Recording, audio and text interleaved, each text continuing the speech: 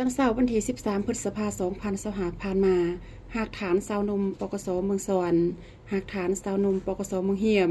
ได้เปิดกองประชุมพบปะแลกเปลี่ยนเบียกงานสาวนมยุติห้องประชุมปกสเมืองสวรรค์โดยให้เกียรติเข้าร่วมของสหายพรสุขคำใบรองเลขาคณะบริหารงานสาวนมเมืองสวรรค์มีสหายพันโทแก้ววงไสทวีวันคณะพักรองกองบัญชาการปกสเมืองสวรรค์ผู้สินำองค์การจัดตั้งมหาชนมีสหายพันโทโสริศักดิ์ทองมีไสคณะพักรองกองบัญชาการปกสเมืองเหี่ยมพร้อมด้วยสมาชิกสาวนม2หักฐานเข้าร่วมทั้งหมด52สหายยิง7สหายการพบปะแลกเปลี่ยนครั้งนี้ทั้งสองฝ่ายได้พัดเปลี่ยนกันขึ้นผ่านบทสรุปเบียกงาน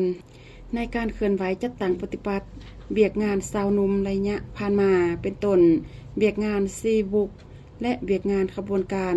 เบียกงานกองทุนเบียกงานนโยบายในระยะผ่านมาทั้งสองหักฐานได้ซุกอยู่ให้สมาชิกสาวนมภายในหักฐาน